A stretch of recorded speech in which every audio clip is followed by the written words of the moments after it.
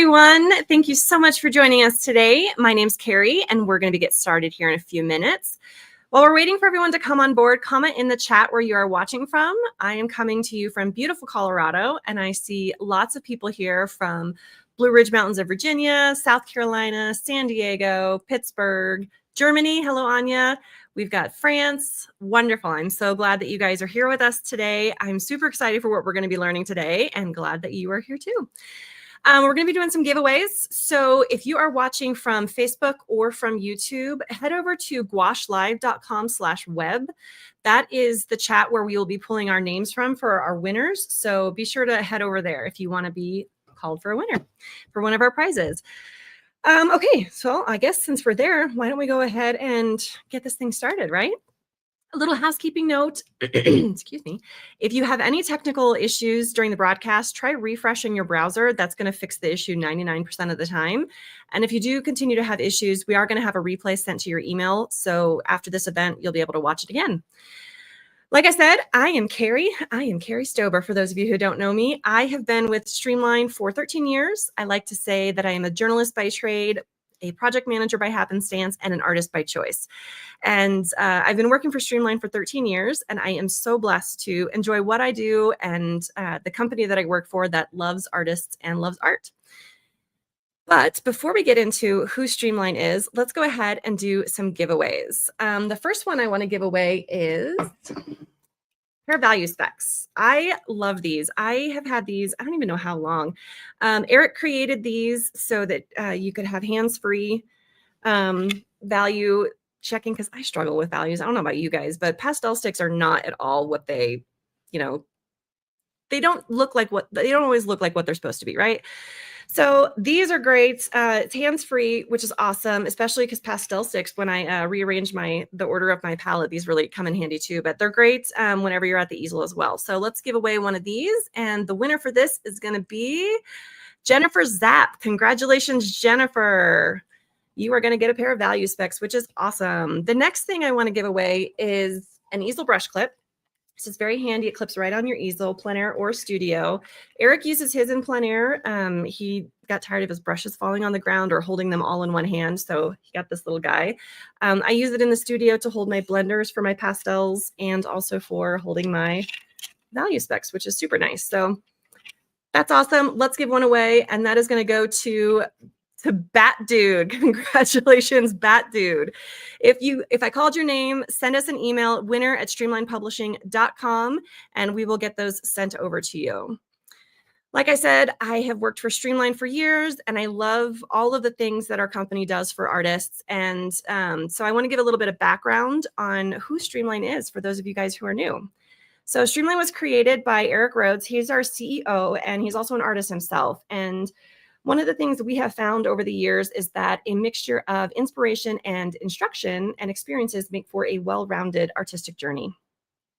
So for the inspiration side of that thing, we have two magazines that we publish, one for the art collector and the other one for, you guessed it, outdoor painters, which is also the name of our website. We also have several newsletters, depending on what you're into. Inside Art is more of a broader audience newsletter. And then we also have dedicated ones for watercolor, pastel, plein air, realism, and all of that fun stuff. On the instruction side of things, we have PaintTube, which we have so many video courses from so many wonderful, amazing artists for you guys to check out. I encourage you to take a look there. There's so many different options for you. And then we also have all of our virtuals, which I will get into a little bit more later.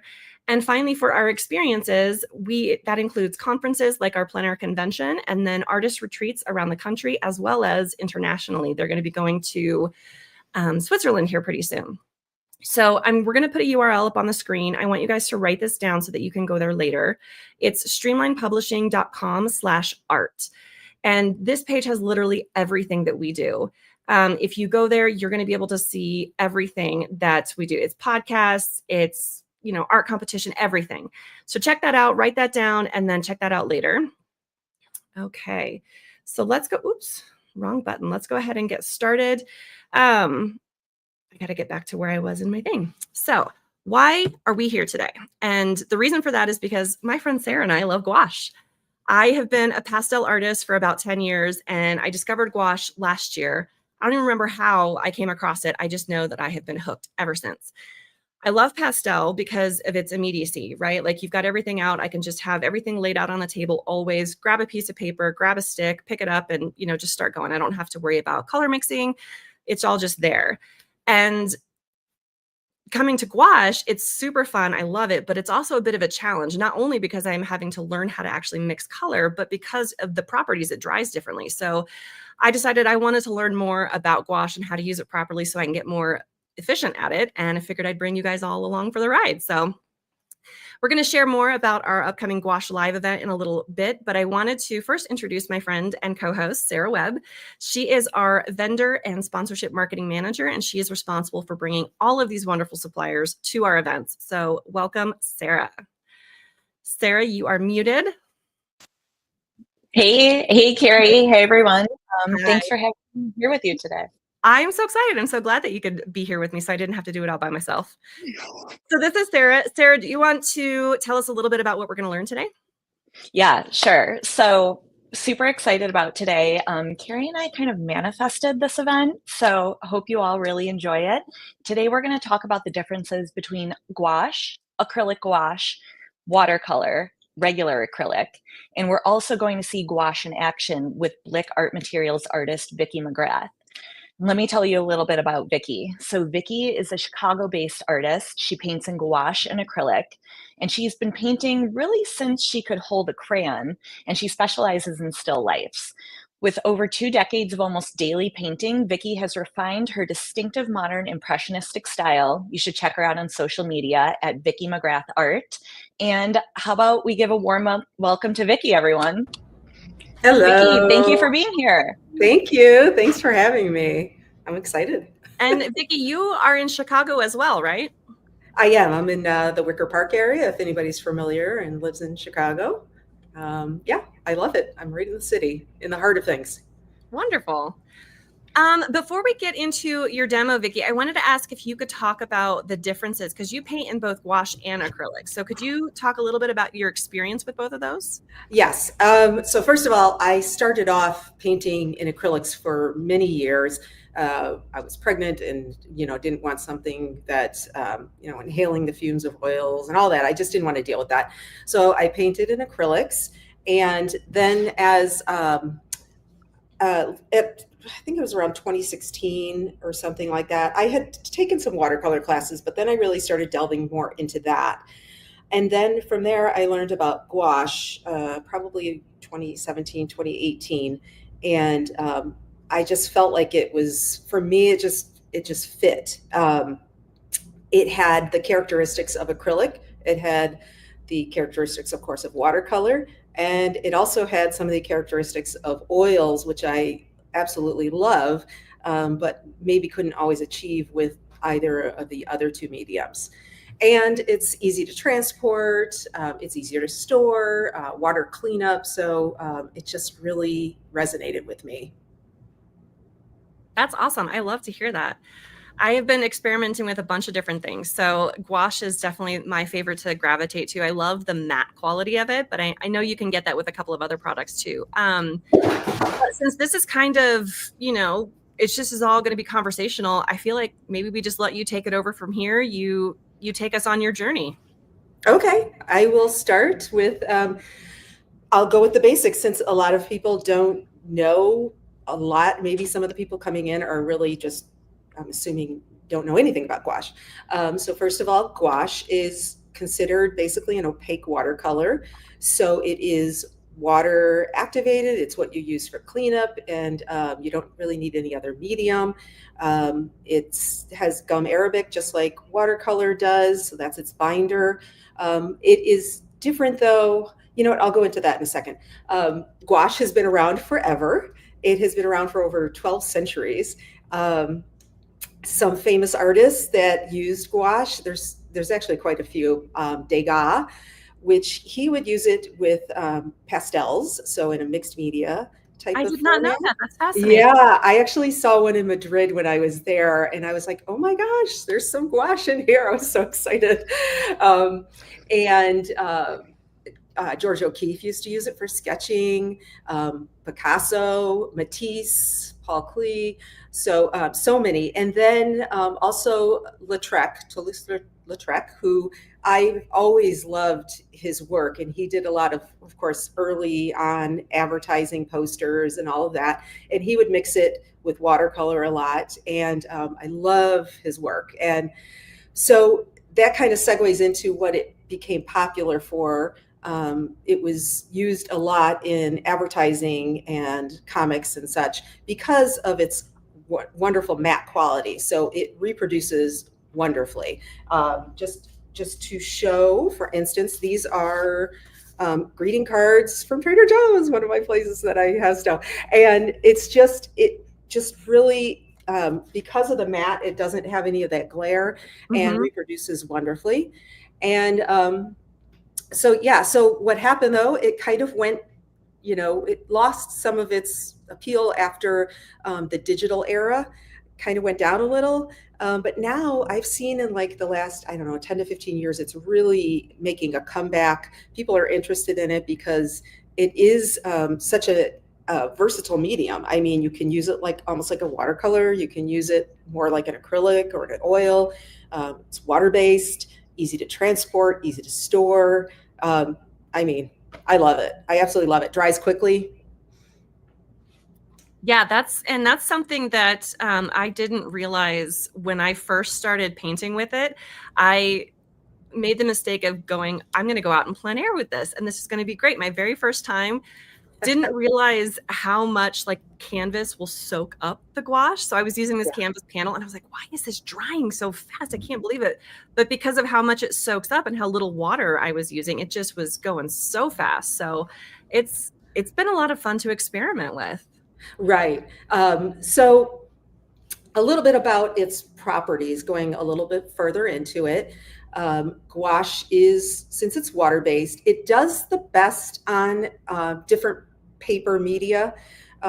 It can be used on canvases. It can be used on the wood if it's, especially if it's primed, but they would need to have a protective coat at the end because it will reactivate no matter what. So for instance, I use today I'm using the Arches cold press watercolor paper. I've also used, and I'll show you quickly on this toned paper is wonderful for like quick sketches where you don't really want to do even a background. And then there's also like the hot press, which is a smooth finish. So it really depends on the surfaces you like. It should really, if you're not going to put any type of protective coat on it, like the Dorian's wax medium is popular. I don't use that often, but I just tend to matte and frame my pieces. So, but it's usually best for the paper. That's where I think it shines. Yeah. So let me show you a few demos. I'm going to have to adjust to my other camera, I think, for this. Before we do that, I do have one question for you. Someone just asked, so we've talked about the differences between watercolor and acrylic, but have you experimented with acrylic gouache? I have, and I will show it here. Acrylic? With, what was that? I'm sorry. Can you explain the differences between regular gouache and acrylic gouache? Yes, I will show you actually too, but acrylic gouache has the acrylic polymer in it as its binder. So once it dries, it dries. You can't reactivate it. Gouache is the gum arabic. It's water reactivated. So once it dries, you can go back in with some water and reactivate it and blend it. Mm-hmm.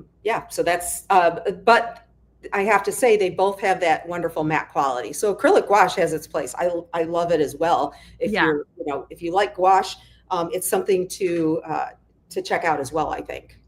Yeah, I've only used it a couple of times, but I was doing some animal portraits and I kept fudging up the background. And so that's when I broke out the acrylic gouache so I could put the background in and then not have to worry about it coming off every time I mess something up. Got too much water there. Right.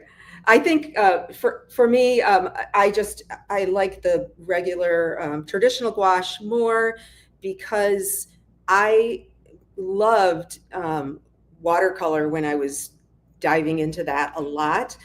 because you can do some like washes and the blending. I just loved how it did a little bit of the work for you, I guess. And you kind of had to let it. But what, stressed me out about watercolor was that it did what it wanted. And, sometimes you could feel out of control. And gouache is that it gives you that control back a little bit because it's opaque. So you can use it as a watercolor, but you can also layer over it if you make a mistake or if you want to take something, out. So I use it in almost like a traditional watercolor type of way where I start with a watercolor type of layer and I build up thin to thick, just like you would with oils and other medium. Right. Okay. And what are you going to be demoing for us today? So first, I want to just show you a couple of differences on the difference between gouache watercolor on paper and a couple of techniques. And then I have a fun little lemon still life that I'll try to hurry my way through as much as I can for you guys. Perfect. I'll go ahead and add your camera to... Okay, I'm probably going to have to... There you go. It's not too bad. If you could just bring it down a little bit. There you go. Let's see if I can get it adjusted.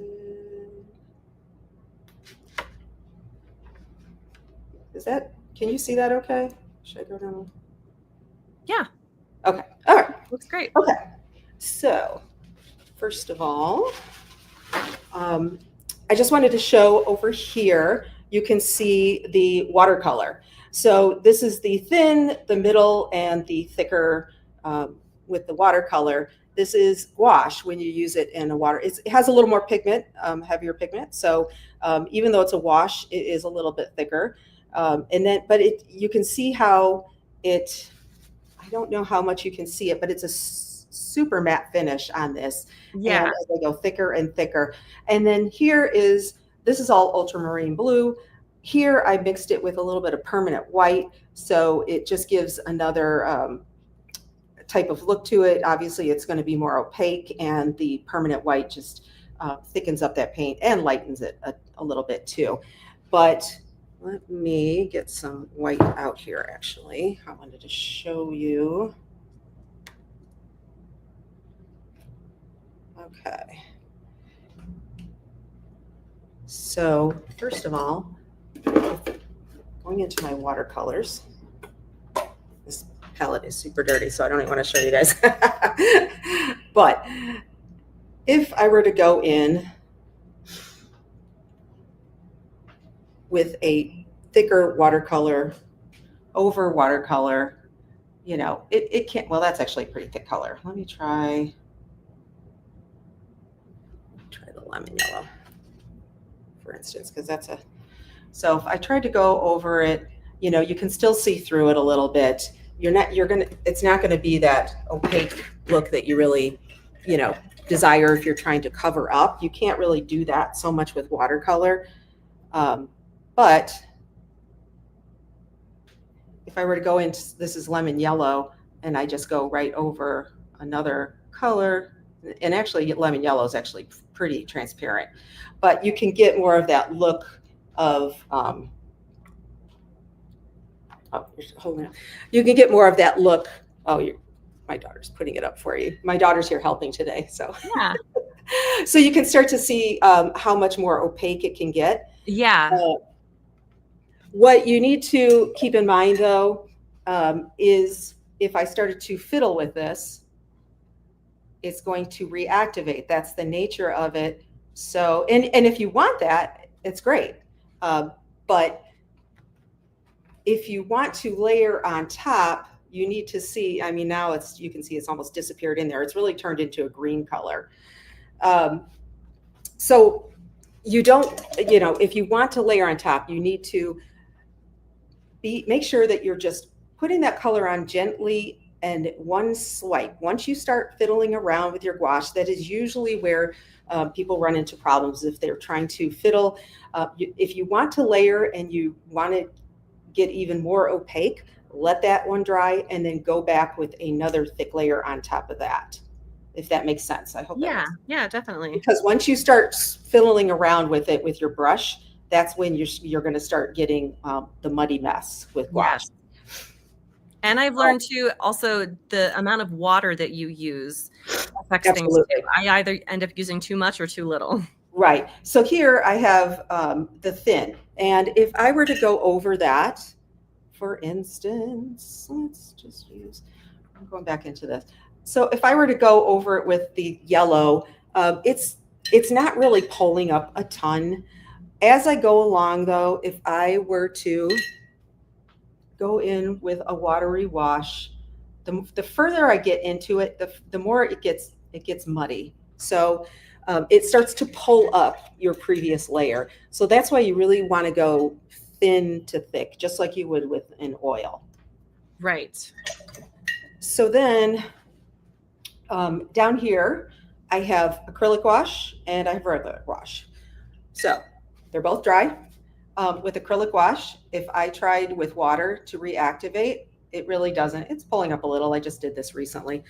But with the regular gouache, I can start to blend them together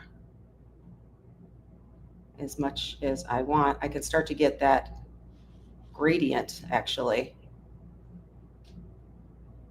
as I pull up and through. So that's the big difference between gouache and acrylic gouache, is they both have the matte, beautiful matte quality, the high pigment, but with the regular gouache, you can do the gradient, you can reactivate. With acrylic gouache, you can't do that once it dries. And so then down here, I just want to do a couple of things which you probably already experimented with if you experiment with paints at all. There's different techniques. Of course, there's dry brush, where if you make sure that your brush is very dry and you can scrape on. Let's move this up a little bit here so we can see that. The wet on dry, actually, I just showed up here, so I'm not going to do that. But the wet on wet is something I use a lot. Let's put in, this is one of my favorite colors here, this turquoise green by Holbein.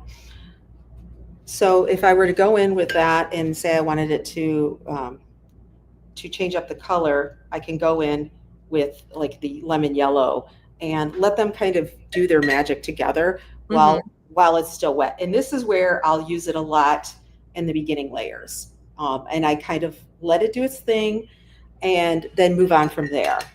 It gives a nice organic look early on. It's the way I like to cover the paper quickly and then let it do its thing before I get into the details of a painting. Blending, I kind of cover, but this is more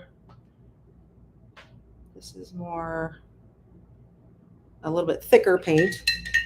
And say I'm going in, this is just my yellow, what is it? My Brilliant Yellow by Ultrecht. So if I want to go in, it's kind of similar to what I was doing up here, or right here, I'm sorry. So you can kind of do some blending between the two. Layering is the one I was talking about up here, where once it dries and you want to layer on top, you can. You just have to be careful how you do that. Right. And then lastly, just like with watercolor, you can do a little bit of, splatter. Let me see if I can get it a little bit more in there. So if you want to get that splatter technique, can you hold that up so they can see that a little bit? So yeah, so you can still do the splatters. I didn't have the ideal brush maybe for that, but that gives an idea of what you can do with that. And then, okay, you can pull that away. What I like to do a lot, this is somewhat recent within the last couple of years, I've been using the Strathmore toned gray mixed media paper, and I use it for sketching. And what I love about it is I don't really concern myself with the background of a subject. I'm more just trying to get something on paper quickly. But what I have noticed about it is if I go in with a thin coat, like I would normally approach my gouache, it kind of gets soaked up and disappears in that. So if you're going to use this mixed media paper, I think it should be applied more like with your thicker paint, whites on there. And so less water. Mm-hmm. Yeah, because once you add all that water in, it starts to disappear on there. So but it is just a wonderful sketching. Like I just use it and I don't even concern myself with a background. That way I can get through objects within 10 minutes, even 15 minutes, depending on what I'm doing. And then hot press is just, a super smooth finish, which I don't use a lot, but it is wonderful. There's you can go super smooth with your look, but I just am drawn to the cold press the most.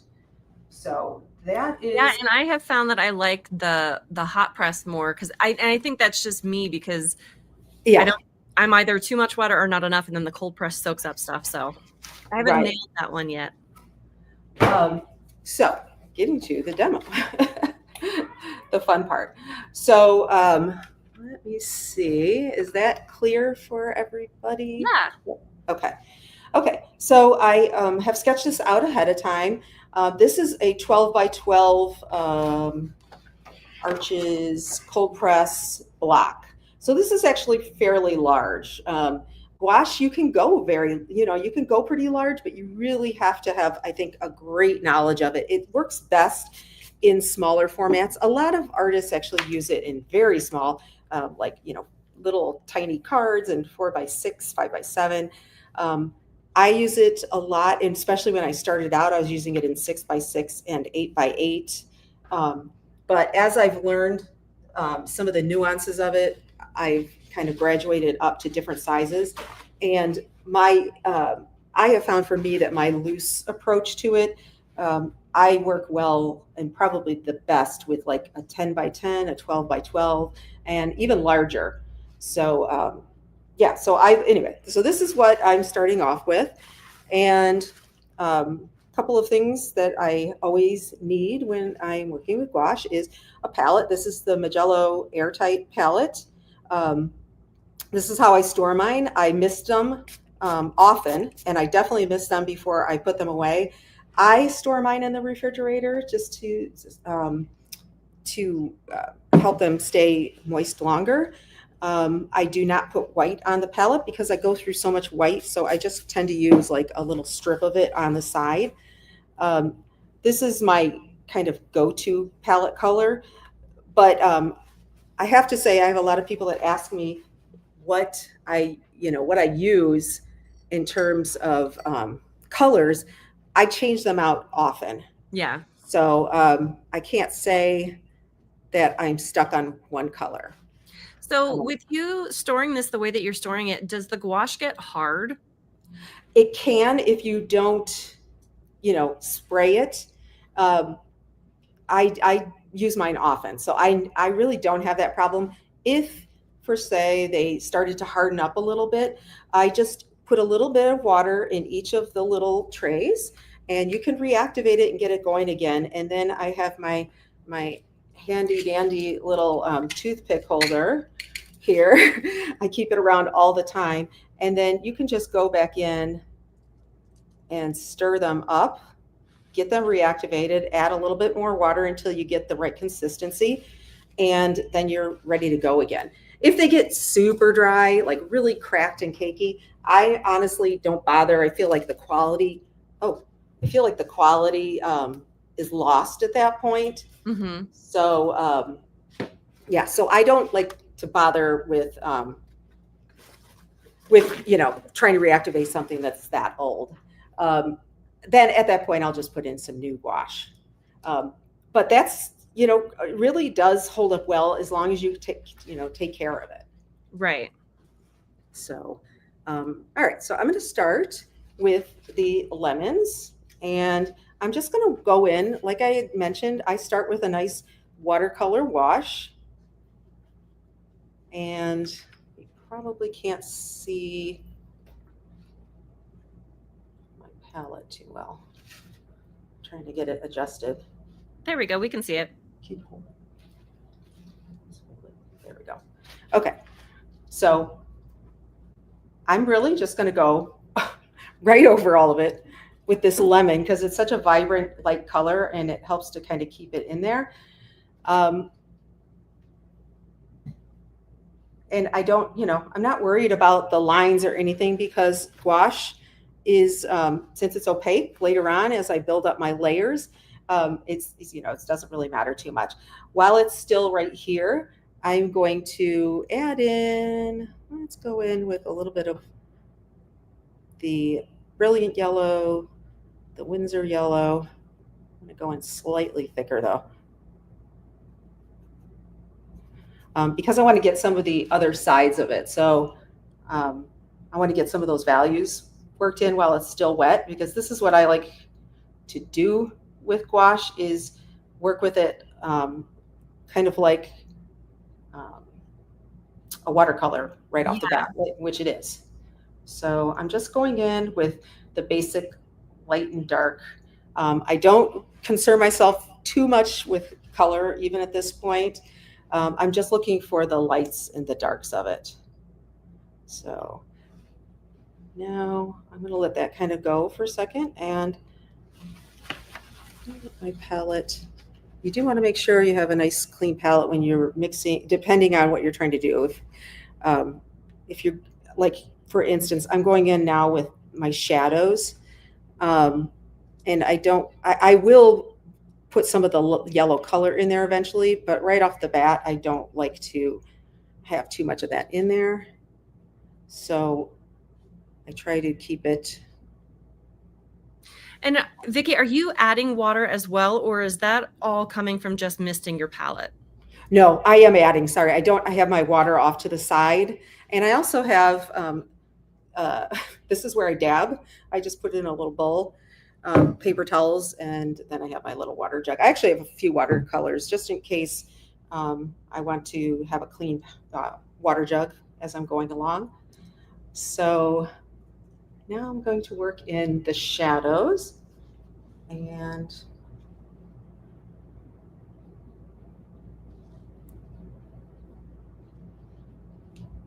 at this point, again, I'm not too concerned even about like too much of the color. I can go in with different colors and darken and lighten, but I'm just trying to get some of the shadows in there where they're supposed to be. So it just is kind of a reminder at this point. It's really like, I'm more concerned about the values, and I don't always do, I would say, realistic colors. So you'll see me kind of fiddling around with different colors as I go. If some of it, makes a mess, I'm not too concerned at this point. Yeah, it's just a matter of, getting the colors or the values down at this point. It's just, it's allow yourself to be a little bit messy with it, I think, early on. Okay. So this one over here, this shadow, does have a little bit more of a warmer tone to it. So I mixed in a little bit of the yellow with it right off the bat. And what size brush are you using? So this one is one that I didn't originally plan to use, but this is the Utrecht 1-inch wash, and I typically use watercolor brushes. This one's Utrecht. I tend to use Utrecht and the Princeton. Those are my kind of go-to. I tend to use flat brushes most of the time. When I get further into a painting, I might use some rounds or some liners, but I like to force myself to kind of go in and be as loose as I can off the bat, just to, people are always wanting to keep it loose. So this is my way of keeping it loose, is to force myself to use these big brushes right off the bat. because I know all of this can be switched off as I go. You know, I can cover this later on. So. And is there a particular reason why you would choose watercolor over oil? Is it simply just because you treat this underlayer as more of watercolor? You mean in terms of why I like watercolor, the medium? Yeah, why you would use a watercolor brush instead of like an oil brush? Okay. Because of the texture, the watercolor brushes are softer, they're more flexible, they hold that water better. So they're just better suited, I should say, for something like this. But if you get thicker in the layers and you want to add in an oil brush for some type of texture, that's certainly something you could do as well. Mm-hmm. So it's so I like to vary my greens as much as I can. So I'm constantly like dipping in, if you noticed, as I'm going along, and not sticking with one green. I know that some of these colors are going to look very dark right off the bat, but as I go along, you'll notice some of these colors will start to change a little. So that's one thing that I have found challenging with gouache is that the lights tend to dry darker and the darks tend to dry lighter. So yes, how do you kind of handle that as you're painting? Practice. Yeah, lots of practice. Sorry, I'm having technical difficulties here. This is not wanting to stay up the way I had it originally planned to. Okay. You know what? Can you switch I'm going to switch over to a different type of camera here because this one just keeps falling, if you don't mind. Okay, I'm going to switch over to you real quick. Okay. So while you're doing that, I've got a couple of questions from people that we can kind of chat about. So first question is, what is your preferred medium to slow down drying? I don't water. I mean, I know some people use like the watercolor medium, or what is it called? The watercolor blending medium. Yes. I've tried it and I don't mind it. It just doesn't something that I like. So I know that I can reactivate if I need to anyway. So I'm not really trying to slow down drying, I guess. Yeah. To be honest. So yeah, so I like this. I like this. And so for someone who lives in the desert area, what would be the best way for them to try to keep their gouache from drying out so much? Misting it often. I have my mister bottle, like it's second nature to me to use this. And so I'm always misting it. I put it in the refrigerator to store it. That cooler air, moist air helps to slow down the drying time. And yeah, those are the biggest things, really. Shade. So if you are outside with it, the sun is going to dry it out more quickly. So those are some of the things that I try to make sure that I do to slow down, I guess, the drying. Mm-hmm. So yeah, hopefully that, would help a little bit. But I'm honestly, when you have gouache, it's not an oil, so it doesn't take forever, but that's what I love about it. That's the property I love about it. And so next question is, do brands of gouache differ? I do think they differ. It's a good thing to try different ones. And I do, on my palette, I have different brands. I love, for instance, some of the ones I have some Winsor Newton.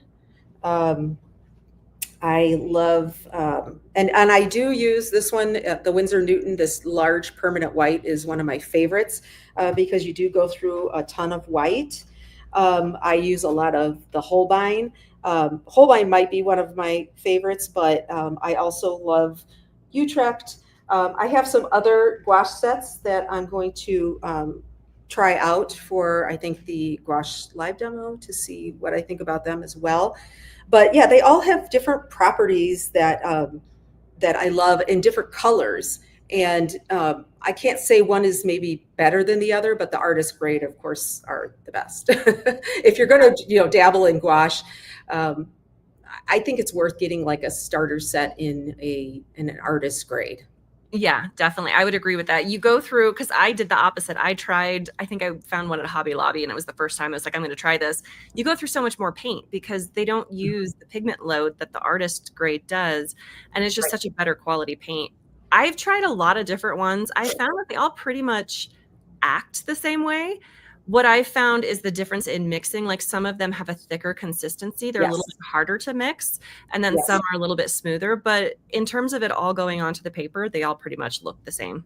Right. Some are thicker. But you can use water to thin it if I don't know. I feel like it's really just trying out some of the different ones and seeing what, works best for you.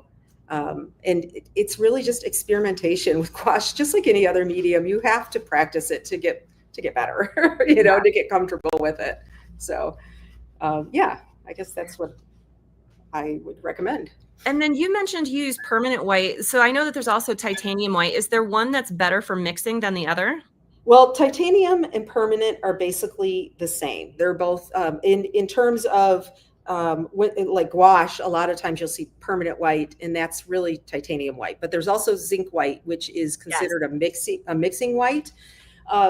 I have zinc white, and I do use it sometimes. Mostly, if I'm going to use it, it's in the background. If I don't want my background to get like too chalky looking, because the permanent white is the one that has, the higher pigment, and so. If you start mixing it in the background, sometimes it can start to look too chalky. So zinc white is a great one for mixing. I don't use it, honestly, often. I tend to use permanent white just because, I don't know, it's just what I have on my palette. And it's what I like, the type of look I'm trying to go for. So, okay, I think we might have it set up again. Okay, so let's take a look and see if we're, okay. Yeah. Okay, we're good. All right, so now back to it. And this is still, so talking about drying time right now, it's got that watercolor look to it right now. You can even see some of the blooming that watercolor does. And you can, sometimes I keep some of that showing through as I add layers. Sometimes I don't. So it's really up to, what you like as you're going along. Okay, so now I'm going to go to a little bit of a smaller brush, because at this point I want to start, focusing more on the details of the each of the objects. So let's see here. I'm going to go in. So I have, as you can see here, I got a little bit of mud going in some of here, but a lot of people ask about that too, like, with gouache, it is a little messy. So you kind of have to be aware of that as you're mixing. But I'm not overly concerned with that. A lot of times those colors get, covered up anyway, or it mixes so much into it that like the color just blends right in there, and I never see that. It depends on what you're doing though. So now I'm going through with just a second layer on some of these, and this is a thicker layer, and I know it looks like I've covered all of what I had up before, but I might keep some of that over here. So this is like one of the darker of them. While it's wet, I'm going to go in again, but it's wet, but this is also a thicker paint at this point. This is more like a kind of like a cream. I'm going to go in and start to add in those values again. So the first layer was more about just getting paint on the paper.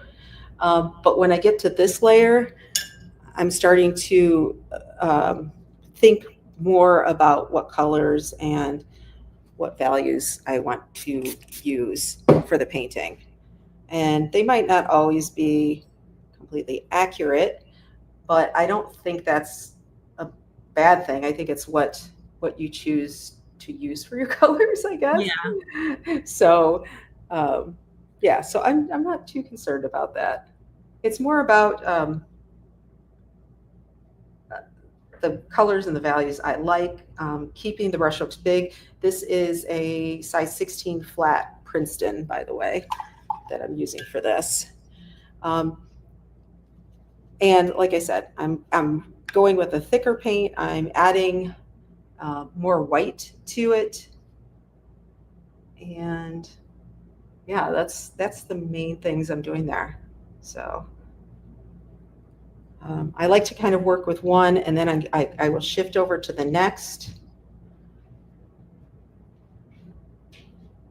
And really start to look at each of the values. So now I'm kind of going in with some of the same, but what I've noticed about this one is it actually has a hint of like blue in the shadow area. So I might change up my colors as I go. I tend to use the same palette, like the same color. I keep this mix kind of going, and I'll just kind of add or subtract to it. So that way you kind of keep some continuity with them as well. Yeah. You know, so let's see here. If I see this color anywhere else, I might try to pop it in as well.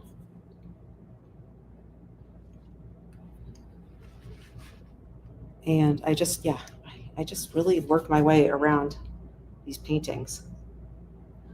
And I don't let it dry completely before I start going in. You know, I guess, so this is kind of wet, but it's thicker. So that's where I'm getting like that oil painting kind of feel going. Mm-hmm. But you still have enough soft edge. Yes. Right? Yes. And are you looking at a reference photo or are you painting from life? I'm looking at a reference photo. I hope they attached it. I'm not sure for you guys to look at. But yeah, I'm looking at a reference photo right now. I do both. So it depends on what I'm doing and how large of a painting. And, you know, there's so many different things to keep in mind. There's great qualities to both. You know, you can work from life and you can get a lot out of it because of the colors, you know, the correct colors and everything. But you can also, you know, work from photos, and you're able to, you know, leave and come back and the color is not any different. You know, it's exactly as you left it. So if you're somebody who can't constantly be painting all in one sitting, then a photo reference is wonderful. So now I'm just kind of working my way around this one, and most of the mixture is just the complementary colors right now. So I'm using the lemon yellow a little bit. This is the brilliant yellow, and this is yellow deep, and over here is the Windsor violet. So it's really just mostly those three colors at this point. I did use a little ultramarine blue, but that's mostly it at the moment as I'm going along. So now that I have a second layer, I guess you could say, on these, I'll probably start to work my way back through the shadows again. Actually, you know what? I'm going to go to the leaves, actually. I changed my mind. So I have this yellow mixture here. So I'm just adding some ultramarine to it. And I need to thicken the paint up more. It's too thin right now. So actually, I need to do that to it. Okay. Because now I definitely want it to be thicker. Yeah. One thing about mixing greens that I have found is, and I just did it here, I added some white too because I did want to thicken it, but once you add white, you lose some of the warmth of the green. Yeah. And in the case of this one over here, it doesn't matter. It's kind of a cooler leaf over to the side. But if I want to add some warmth to it and still thicken it like I would with white, I have found that throwing in, instead of the white, throwing in the lemon yellow is helpful, or both together. It just tends to give me a little bit of a warmer green than I would get. And also adding in a little bit of, and I have to say a little bit, this orange is super strong. So a little goes a long way, but it's great for getting not such a, garish green leaf color. So I like to use that as well. So now I'm just kind of going through and trying to tweak some of these colors as I see them. And I'm really just, like I said, I'm looking at the lights and the darks of these right now. The colors, like some are cooler greens, some are warmer greens. And so I'm just trying to, as much as possible, vary those a little bit. And let's see here. That's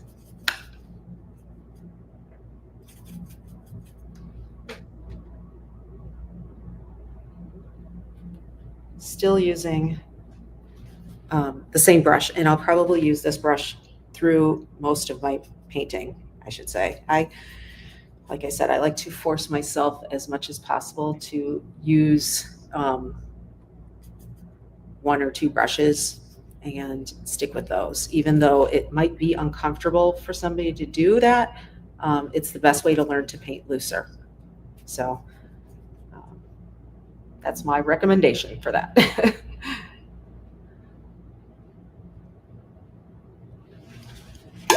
Okay, so now that I got some of the darks in, I want to get a little bit lighter on some of those.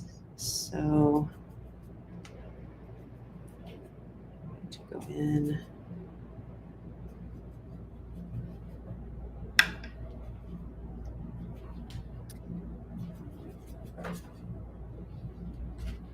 Sometimes when I'm doing this, I lose track of my color.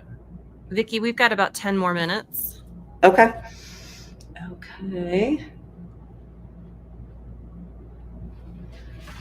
So let me get into the shadow quickly. I actually also have one that's finished, so you can see, or somewhat finished, so you guys can see where it goes from here. And I'll go over that. So just give me a heads up when it's getting close to the end, and I'll kind of go through where I went with the rest of it. Well, why don't we do 5 more minutes of painting, and then you can move into talking about where you would take it. Okay, sounds good. Sounds good. Okay. So now this is where I would go back into my shadows and maybe, start to work into a more accurate color or a accurate value. A couple things I will show that I would do on here if you want a couple of techniques. You want to pull out some of the, rinse your brush, pull out some of the water, and if you want to soften some of these edges, you just kind of go through, to get those lost edges, it's just a matter of pulling through a little bit. And now you can see how it went from a sharper edge to more of a soft edge over there. And so you can kind of manipulate your edges with gouache, just like you would with an oil paint, or if you're going to use acrylics with a medium or something like that. Yeah. So it's wonderful to be able to use it like that. Another thing I like to do, so here, the shadow, if I was looking at the reference, I notice And this is typical of objects that are sitting on, a white surface, which this bowl that is these lemons are in is actually kind of a white surface. You can kind of go through and glaze in. I consider this kind of a glaze where it's a somewhat light, not a super thick wash, and just kind of glaze over it. And you start to get some of the warmer tones from the lemon blending right into your shadow. Don't be afraid to I use my fingers a lot for blending too, quite honestly. So that's just another trick for using for the blending purposes and the things that you want to try to achieve with your gouache. But then let me go into a little bit more detail, at least on the lemons, so you can see where they might end up. So now I'm going in with my thickest paint. And I do have to say this, as I've been painting, this is getting more and more dry. So as it gets more dry, or just drier, I'm able to layer the paint on a little more successfully without it getting absorbed into the previous layer. So now it's starting to get, a lot thicker on there, and it's starting to look more like an oil or an acrylic wood. So that's when you can really go in and start showing your brush strokes. And let me see if I can show this here. So I don't know if you can see that. Let me see, hold it up. So you start to, as I go in with a thicker paint, I can show those. Can you see those brush strokes a little bit? Yeah. Is that Yeah, I can. Okay. So that's where you can achieve it. But if you keep trying to go, even if the paint is, super thick, if you keep trying to go into it when it's really wet, you're not going to be able to really achieve that. It's just going to keep dissolving into the previous layer. So that's why it's kind of nice as it goes along to kind of embrace the drying instead of being freaked out that it's drying up on you, because you can go in and go in here. So you can go in and add your layers up there. But if this was super wet, it's not going to let me achieve that. But what it is doing is if I did this with acrylic and this was dry, it wouldn't give that look that you can hopefully see that would almost be like an oil paint look, where it slightly blends into it. So that's what I think I love about gouache is, you can layer it, but you have to keep in mind as you're layering, a lot of people say, oh, Vicki, it just keeps, blending out and blending out. Well, first of all, you have to get used to the fact that gouache does dry darker. So it's crazy how much lighter you have to go with the paint for it to actually show up. And then you have to, be a little bit patient and sometimes let those layers dry actually a little bit and not be concerned with. So for instance, this is just, I'm trying to get like a little bit of the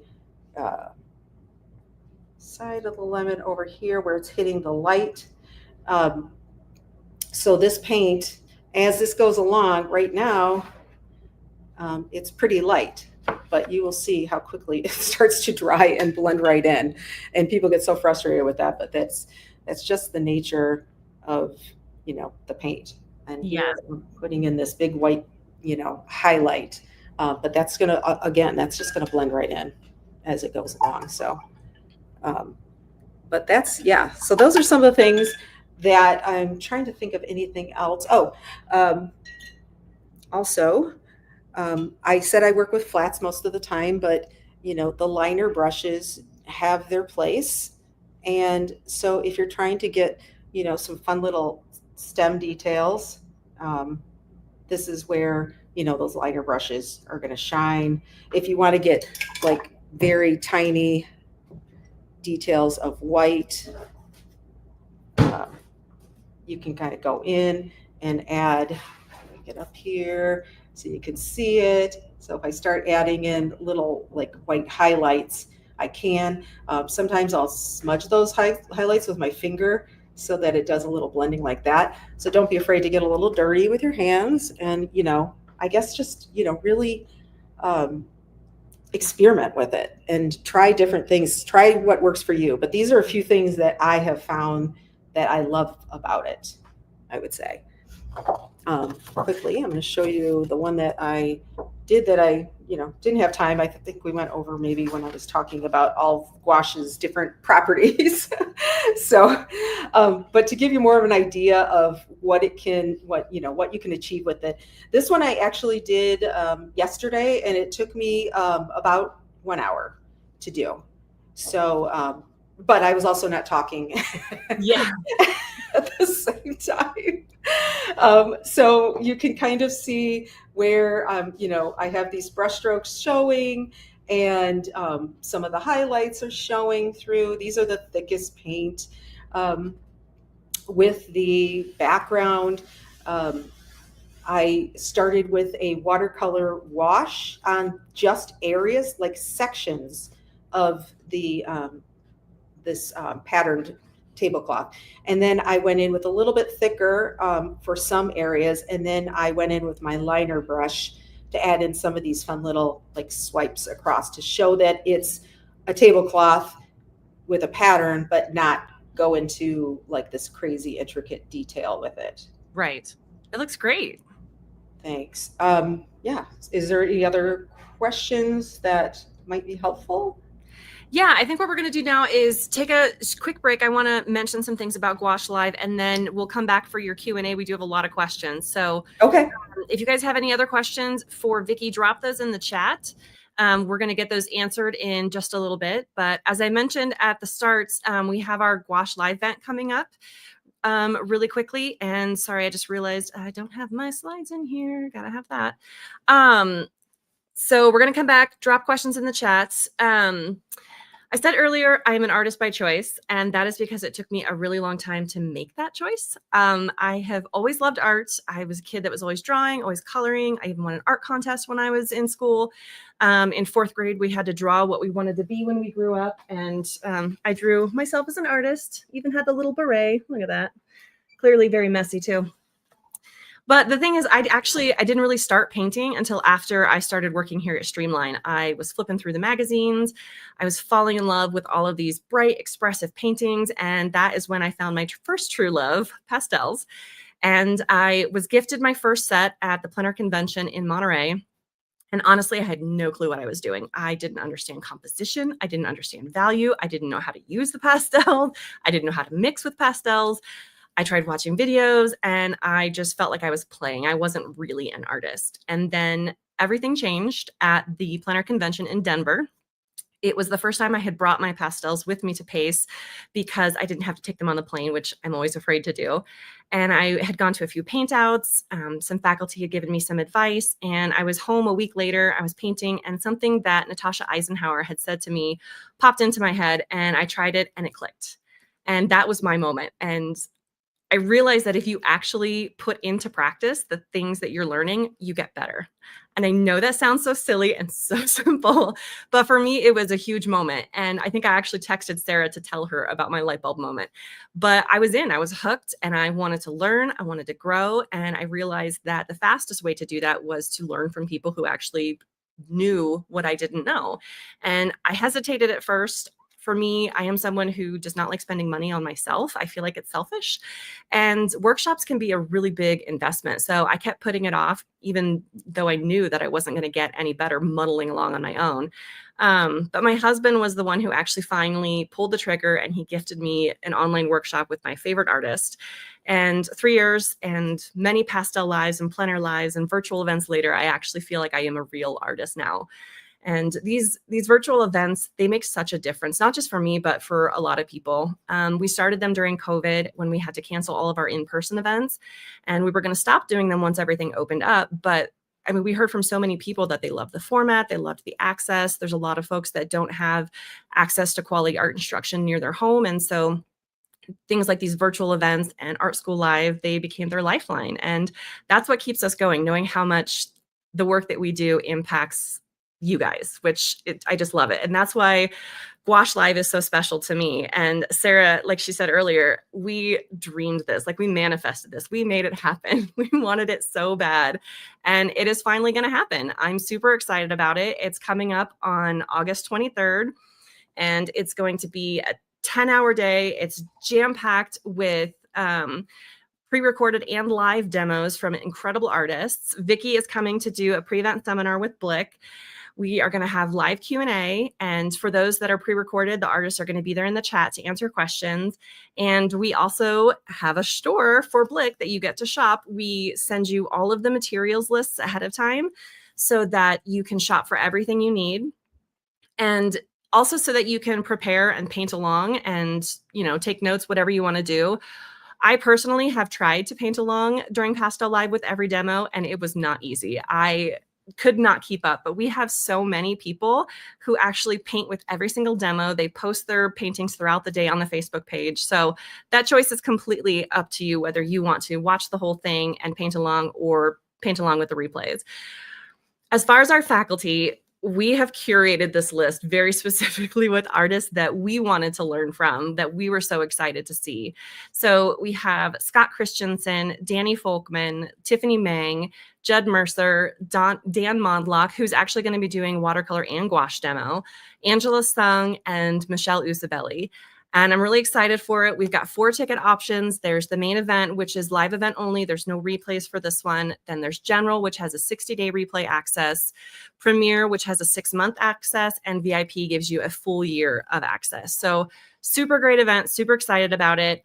We are going to give you a minute, gouachelive.com/offer. We'll put that in the chat. It will also be in the little section underneath the video player. You might have to refresh if you don't see it. But we're excited. We want to share it with everyone. And if it's not within your budget, that's okay. We don't want anyone to stretch beyond their means, definitely. But if you are serious about investing in yourself, I think this is one of the best first steps to do it. You get access to a wide range of instructors at the same time at one price, and you can watch them and figure out what kind of style resonates with you the most, and then go deeper with those artists in their classes, in their workshops, and all that kind of stuff, because there's value in all of that.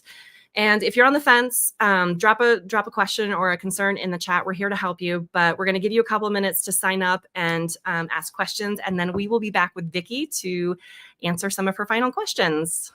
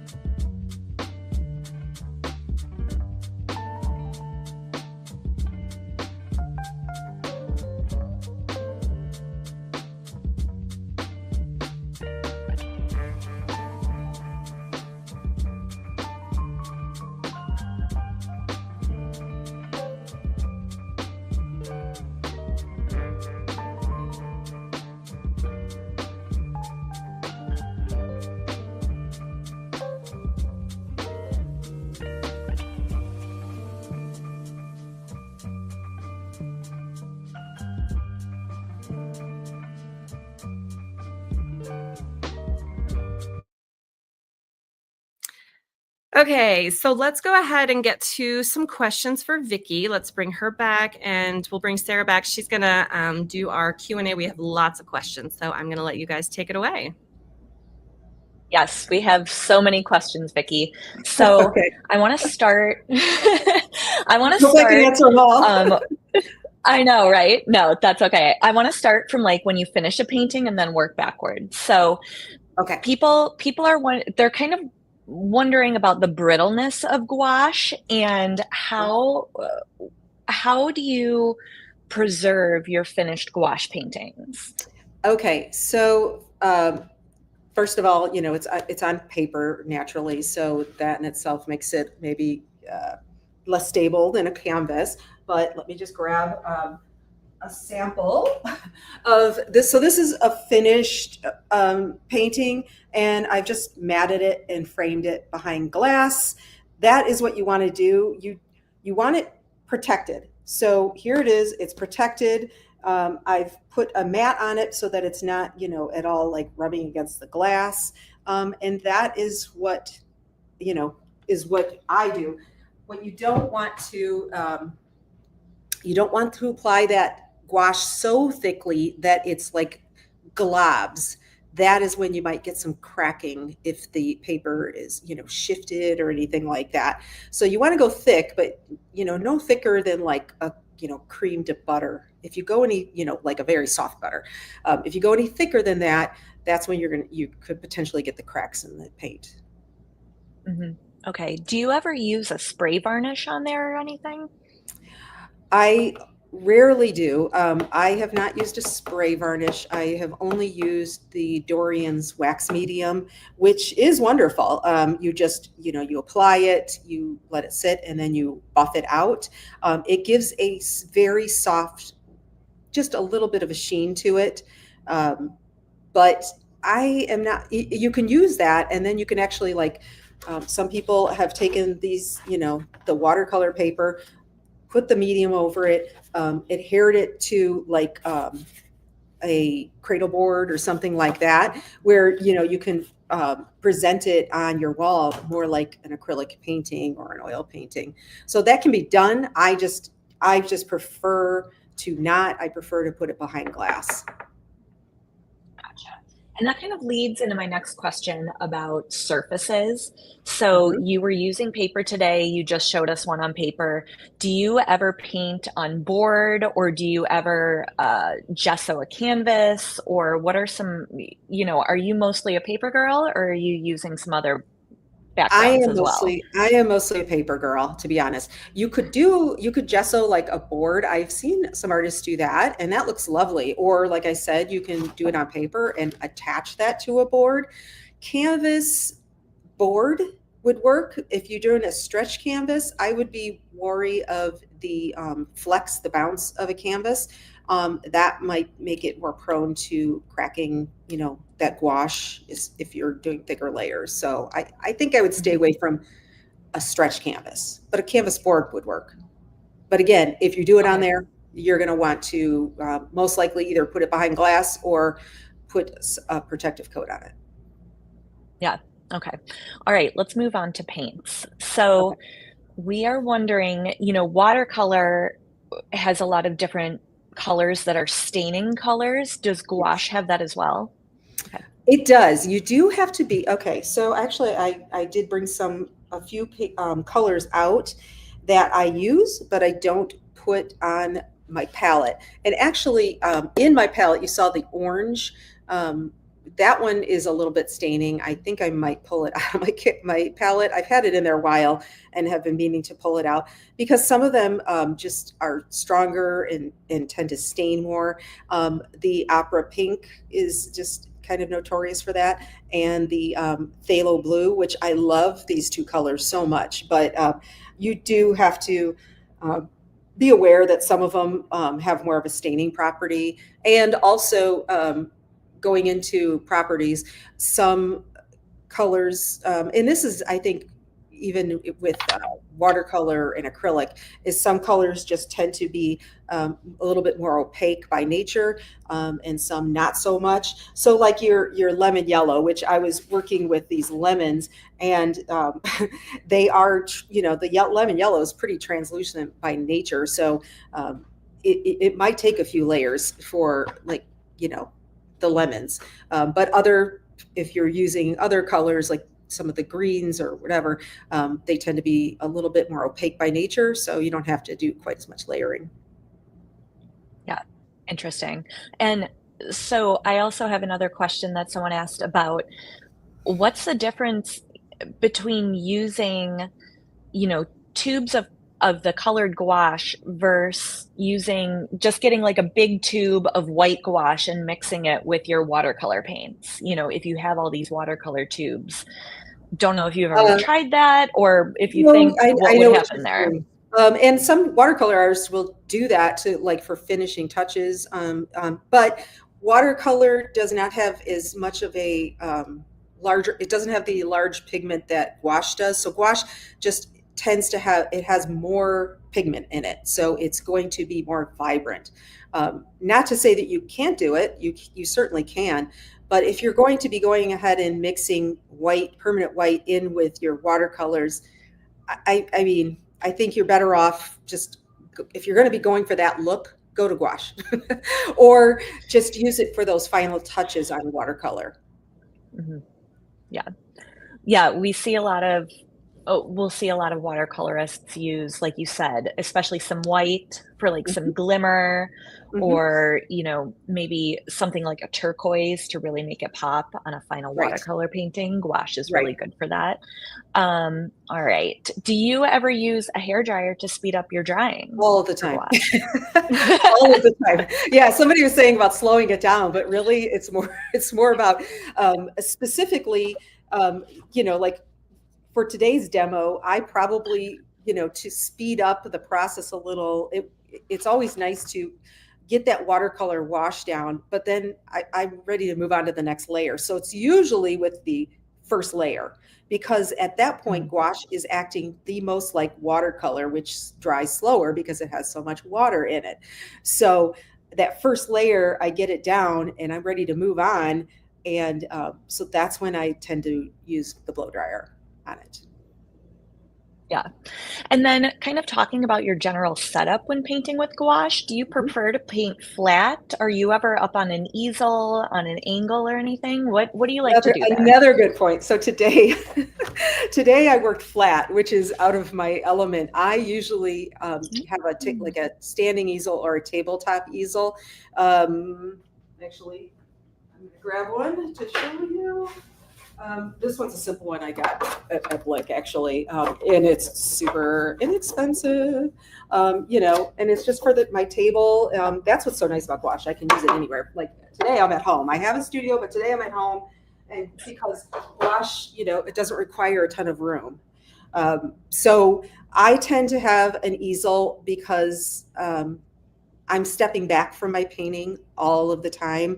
And I think that if you're trying to go loose, if you're up close to it too much, you start to get tight. You start to just get into those details. But if you put it on a standing easel, you can step back from it and you can keep looking and saying, oh, you know what? I don't need to make any more changes or additions. It makes sense right now, Good. All right. Well, that is it for questions. Vicki, thank you so much for being here with us today. This was wonderful. And everyone, Vicki is on faculty for Gouache Live.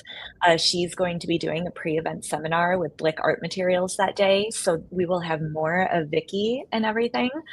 So let me get Kari back here and we can talk a little bit about questions about the event. Vicki, thank you so much. Thank you. And I do want to say, I agree with Kari. She said earlier about learning online and learning. I don't think I'm such an expert that I can't learn from others. So I will, get online classes. I take them often. I've traveled to places. So I think it's so worth it to take those classes and never, you're always trying to learn new techniques. And there's so many of these artists that you mentioned that I absolutely love and admire. And their techniques might be different from mine, but that doesn't mean I want to, I might want to try some of those. So it's worth it. Absolutely. It is. Well, and it's going to be worth it because you're going to be there. Yeah. Vicky's actually going to be going a little bit more in depth. Yes. I know today was a little bit quicker. It was supposed to be more of an introduction to gouache. So she's going to be going more in depth during Gouache Live. So if you guys actually have anything specific you want her to go more in depth about, drop that in the chat and we'll share it with her so she can work on that for her demo. But yeah, thank you, Vicki, so much. I'm so excited that you were here today. I want to have you on. Sorry for the technical difficulties, everyone.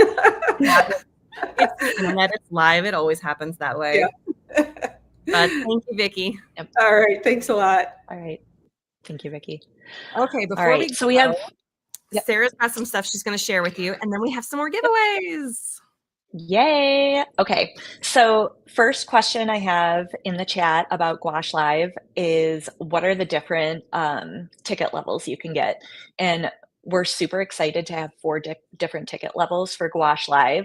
So we've got main event only, where you get the live access that day, access to the chat, access to the Facebook group for that day. We have silver level, where you get 60 days of replay access. We have gold level with 6-month replay access, and then platinum level, where it's replay for a full year. Like Kari said, you're going to have 10 hours of training that day. It's going to be a lot.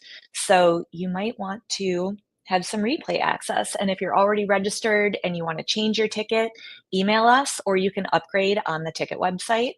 The next question that everyone is asking is, when do we send out the materials lists? Because we want to know what these incredible faculty artists are using. And guess what? We already have the materials lists ready to go for you. We're going to be sending them out on July 27th. So as soon as you register, you're going to get the materials list. And the best part is that BLICK is our exclusive retail sponsor and platinum sponsor of the event. So this entire materials list is linked through to BLICK's website. So you can just click and purchase. And when you register for Gouache Live, BLICK is going to send you a free gift that you can use to shop. And we're super excited to have BLICK with us for this. And speaking of BLICK, Kari, why don't we do a giveaway from BLICK Art Materials? That would be awesome. Let me pull up our thing here. So what are we giving away, Sarah? What are they giving away? So BLICK is giving away a $100 gift card so that you can start shopping immediately, fill your bag up for Gouache Live. And if you want to win, how about in the chat, you say BLICK Art Materials. There you go. Start typing. I'll pick a winner. A winner. Start typing. I've already started my shopping list for everything that I need to get before the event starts. Oh, yeah. We got to peep the materials lists early. Our shopping carts are plenty full already. And if you guys don't know this, Kari and I are art materials junkies. So we might be BLICK's #1 customers. Pretty sure that's probably the case. All right. right. So I'm going to go with Lori Bond. Yay! Lori Bond. All right, Lori. Winner. Don't forget to send us an email, winner@streamlinepublishing.com. We're going to get that to you. Lori Bond. All right. Sarah, we also have a couple of other things that I want to give away. We have the Mike Hernandez gouache video, which is really awesome, and the Larry Moore video on creativity, which he does a demo in gouache and oil, but even if you don't paint in either of those, the first 15 minutes alone is worth the video. It's such an amazing video. So do you want to pull 2 names for that? Yeah, let me pull some names for that. So just drop in the chat, pick me, and I'll pick you. These videos are amazing. Mike Hernandez, he does digital painting too. He did a demo at Pace on digital painting that was fascinating. And he is an excellent gouache painter. If you haven't watched his video and you don't win it, you really should think about picking it up. So let's see. The winner is ceheeg@gmail.com. So ceheeg, if you can email us at winner@streamlinepublishing.com, you're going to win the Mike Hernandez video. And then the Larry Moore video, we have got Connie Rinke. Connie Rinke, you are winning the Larry Moore videos. So email us at winner@streamlinepublishing.com and we will get you all those prizes. So perfect. All right. Okay, our last two, we just picked 2 people who signed up for Gouache Live at the main event ticket level, and we are going to upgrade them to VIP. So you're going to get 1 year of replays. And so those names are Christine Heeg, which you just won Mike Hernandez and an upgrade. Congratulations. And upgrade number 2 is Artist Corwin. Artist Corwin, you are also going to be getting a full year of replays for Gouache Live. So congratulations. Thank you everyone so much for joining us today. This was such a great opportunity. I love getting to learn everything new. I absorb everything. One thing I wanted to share though, because I'm such a nerd, Sarah knows this. One of the things that I've been doing trying to learn color mixing is I've just been keeping a book of all of the colors I have, like the main color and then what I'm mixing it with, along with, if I mix it with white or black, just so I can kind of get a feel for what kind of colors I can get. So it's been a lot of fun. It helps me practice, keeps me engaged every day, and then also learning. So I'm so excited for this event. I hope you guys are going to join us and we'll see you there. And thank you guys so much for joining us today. We are so grateful and we will see you guys next time.